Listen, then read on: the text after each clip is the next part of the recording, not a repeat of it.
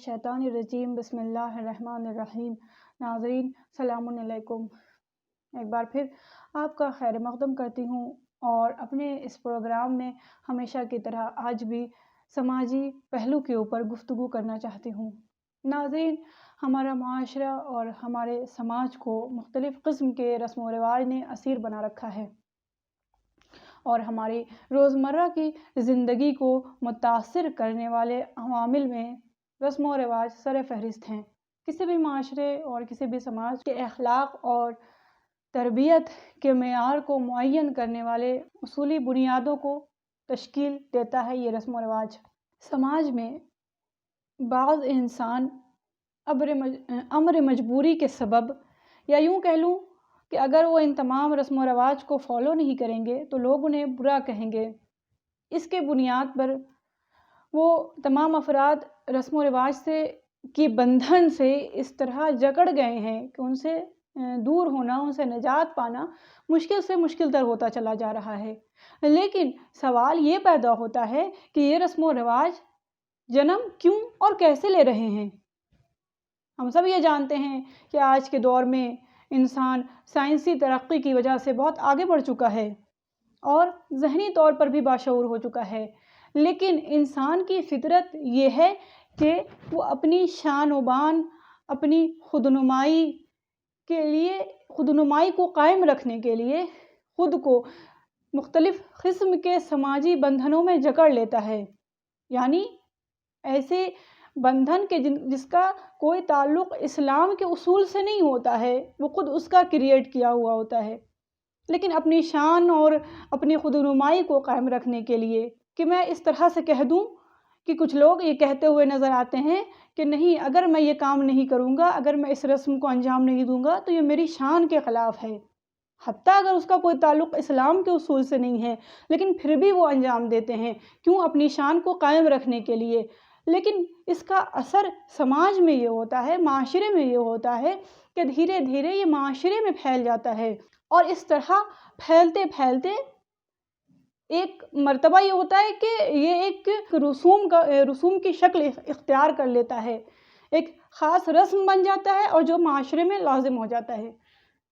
تو ایسا کرنے سے نہ صرف یہ کہ ایک فرد کی یا ایک ذات کا یا ایک خاندان کا نقصان ہوتا ہے، بلکہ ایسا کرنے سے ملک و قوم کا نقصان ہوتا ہے۔ خوشی کی تقریبات و تفریحات کا اہتمام کرنا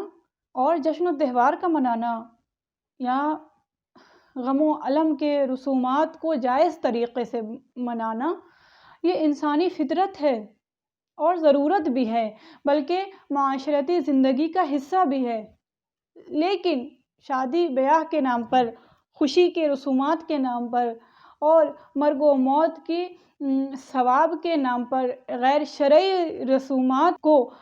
پیدا کرنا اور فضول رسومات کو پروان چڑھانا، اور اس طرح کہ انسان اگر اس کو نبھا رہا ہے، انسان کے اس کے نبھانے سے خود ذاتی اور گھریلو زندگی بلکہ سماجی زندگی ان بیلنس اور نابرابری کا شکار ہو جائے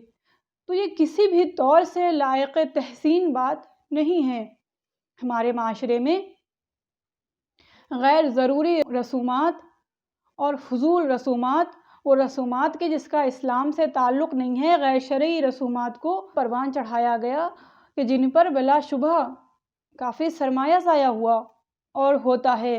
اور ساتھ ہی معاشرتی مشکلیں اور پریشانی بھی پیدا ہوتی ہیں اور دشواریاں اور مسائل جنم لیتے ہیں۔ شادی بیاہ اگرچہ ایک اہم فریضہ ہے، ایک اہم معاملہ ہے،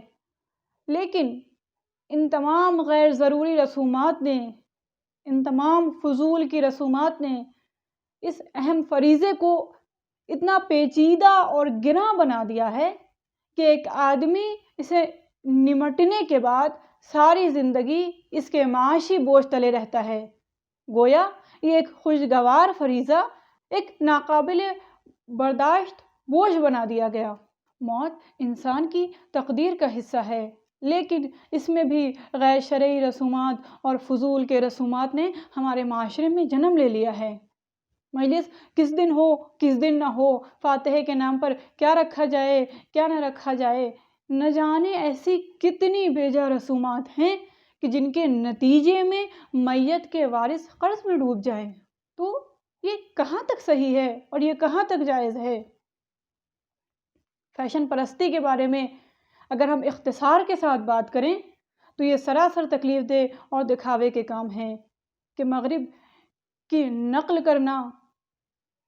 کہ جس کا سارا دار و مدار عریانی بناوٹ اور خود آرائی پر ہے،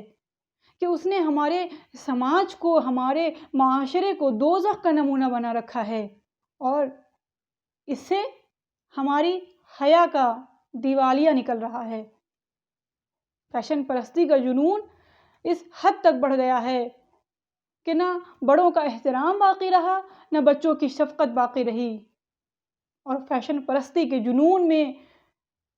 یہ حال ہو چکا ہے کہ اب تو چھوٹے بچوں کے ہاتھ میں بھی 4G موبائل 24 گھنٹے کھلونے کی طرح ہوتا ہے.